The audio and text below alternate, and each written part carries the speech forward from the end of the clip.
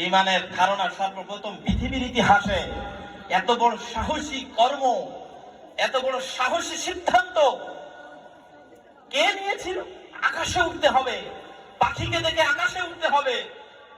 পাখি যদি উঠতে পারে আমি মানুষ কেন উঠতে পারবো না? পাখি যদি উঠতে পারে আমি কেন উঠতে পারবো না? পাখি তো বল নেই, পাখির তো মেজাজ নেই, পাখির বুদ্ধি নাই, পাখির আকল নেই। আল্লাহ পাক রব্বুল আলামিন সর্বোত্তম মাখলুক হিসেবে যেহেতু মানুষকে সৃষ্টি করছেন, মানুষ আর ওই হায়াওয়ান জানোয়ারগুলোর ভিতরে, পশু পাখিদের ভিতরে পার্থক্য এবং তাকে আশরাফুল মাখলুকাত মানে সর্বোত্তম সৃষ্টি বলে তাকে এই উপাধি দেওয়ার উদ্দেশ্যটা হলো যে মানুষকে বুদ্ধিদান করা হয়েছে, অন্য কাউকে কি দান করা হয়নি, বুদ্ধিদান করা হয়নি।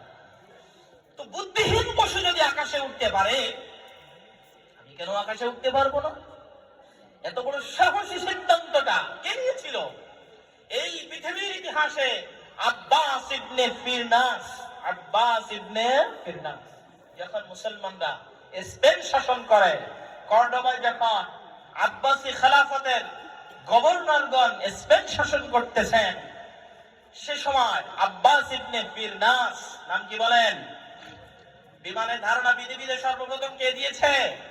আব্বাস ইবনে ফিরনাস।